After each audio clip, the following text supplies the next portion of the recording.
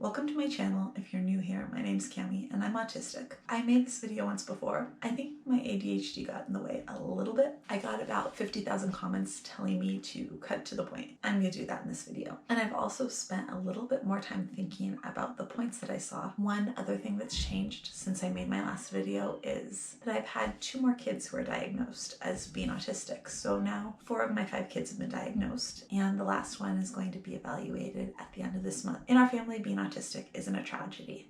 So you will definitely get that if you watch our videos. Now, I will mostly be talking about our youngest daughter, who is now 3.5, and the signs that I saw that she was autistic, because I was pretty confident at a very young age that she was on the spectrum. So let's get down to those points. The first point that I want to talk about is that even as a very, very small baby, she actively avoided looking at my face. Now, I know not all babies make eye contact, especially newborns, but this wasn't just that. I noticed starting about 2 weeks that she would actively look the other way when I was nursing her, and that I would be holding her and I would see her going like this with her eyes so that she didn't have to look at my face. She was my 5th baby and none of my other kids, even my kids who are autistic, did that. I don't love making eye contact with people, but for me that avoidance of looking at my face felt like a pretty big sign. So obviously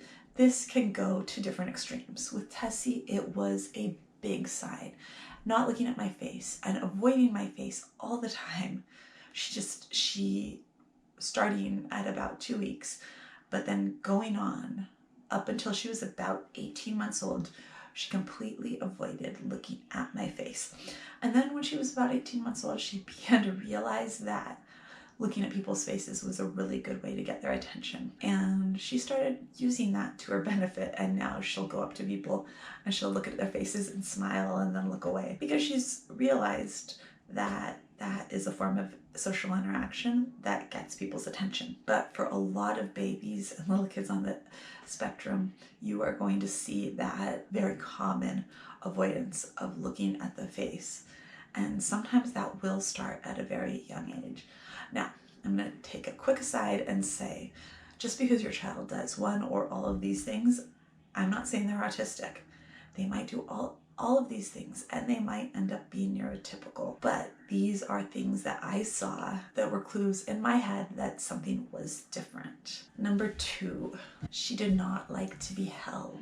This started even younger than the not wanting to look at my face. Tessie cried to be put down from the day that she was born. She would let me nurse her, and then as soon as she was done nursing, she would cry to go back into her bassinet. And she was never happy being on my chest. She fell asleep in the first, I would say 18 months of her life. She fell asleep being held 2 times. And both of those times I was so excited that she actually fell asleep in my arms. Now, as a 3-year-old, she can be really cuddly. She likes to come up and she likes to especially suck her thumb, and she'll hold my ear. At school, she actually has a PEX card, which is like an alternate picture communication system. She has a card to ask to hold people's ears while she sucks her own thumb. So she is a cuddly little kid, but it is always on her terms. You can't scoop her up and cuddle her. She will kick her little feet and squirm and arch her back to get down. When she was little, if she wasn't being fed, then as soon as she was comfortable, she wanted to get down, she wanted to be put down, or she was crying. And as soon as we put her down, she was happy, she was content, and she slept far more than a normal baby would. Sometimes I wonder if that contributes to why her language is so delayed, because she preferred her own company so much and she slept so much that to me it almost feels like she missed that whole first year of her life, because she was just in her bassinet away from us, because every time we picked her up she cried. So this 3rd sign seemed very significant to the early interventionists that came to our house to evaluate her when she was 2 months old, and that was that she did not respond in any way to loud sounds. We had a big dog at that time who would bark and bark and bark. He could bark in the same room as her. She wouldn't cry. She wouldn't wake up.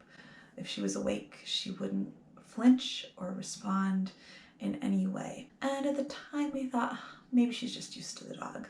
So they came in and they rang like a cowbell next to her. Nothing. Right next to her. She was laying on the floor. She was awake. They took 2 blocks and they hit the blocks together. No flinch, no response, nothing. Any sound that was loud that a baby that was 3 months old should have responded to. With Tessie, there was just nothing. And that was unusual. And later on, another person who saw the results of that told me that, and her hearing had been tested, that when they saw the results of that, they thought that she either had a major hearing problem or that she must have had a major developmental problem. It was definitely one of the signs that something was different about her. The next thing that we saw was that she did not track with her eyes. This was when she was very small. She was 3 months old, and when she was in early intervention, and they would have either bright toys, black and white toys. Originally it was black and white toys, and they would put them right over her head and move them back and forth. And it was like she couldn't see them. Her eyes just stared straight ahead and did not respond in any way to the toys that were over her head. She just laid there. Another thing that I remember was when she was 18 months old. This isn't quite tracking, but it kind of reminds me of the same thing, was when something was hidden from her under a blanket, and it was like it disappeared. She didn't remember it was there. It was just gone. Like a year later, she would remember that it was there, and she would look under the blanket. Today, I think my phone was with me, and she was going after my phone, and I tried to put a blanket over it, and she was like, "Mom, come on," and she just pulled the blanket out of the way. So I mean, that's something that now that object permanence is there. But those things, they came later than they would have come with a neurotypical child. A neurotypical child at 3 months old should have looked and seen that black and white big toy in front of them. And Tessie, it was like it wasn't there at all. She was not responding in any way. She just lay there.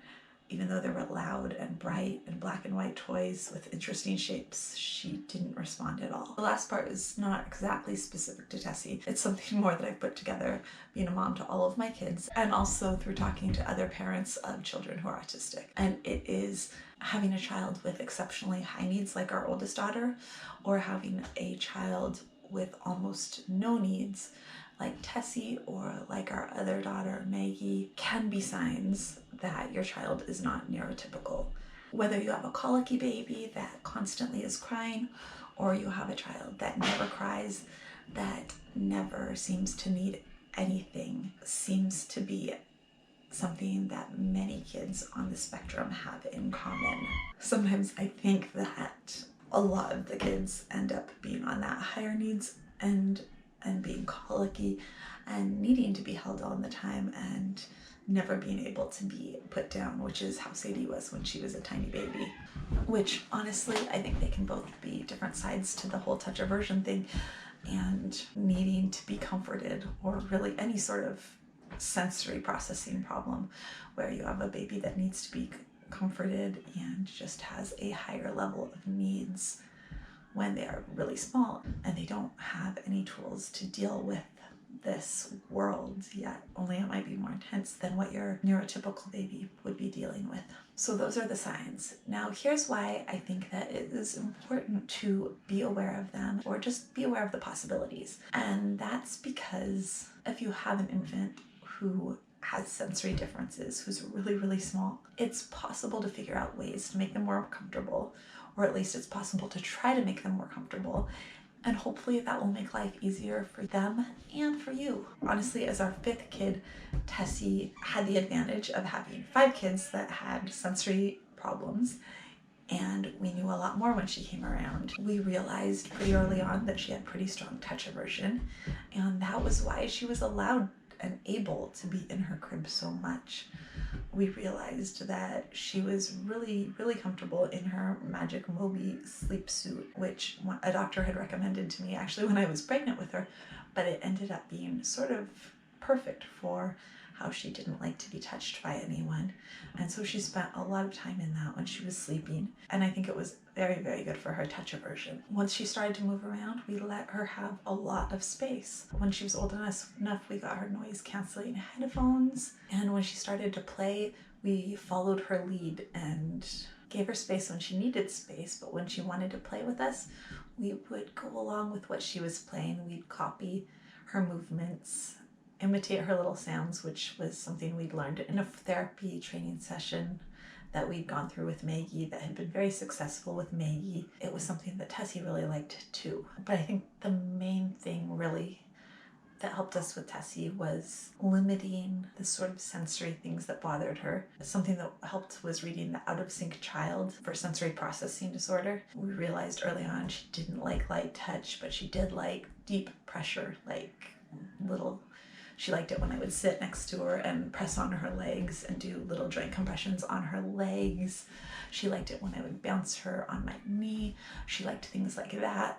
And figuring out those things when she was little seemed to make her a much more relaxed little kid than some of the older kids who we hadn't figured out these things with. And really, to me, that is the advantage of realizing that, hey, there might be something going on at such a young age. That and early intervention, getting your kid into speech and occupational therapy. That is it for today. Hopefully this time this video is more to the point. If you like this video, we'd love it if you'd give it a thumbs up, and if you're interested in all things autism, we'd love it if you'd hit subscribe. And I'll see you tomorrow.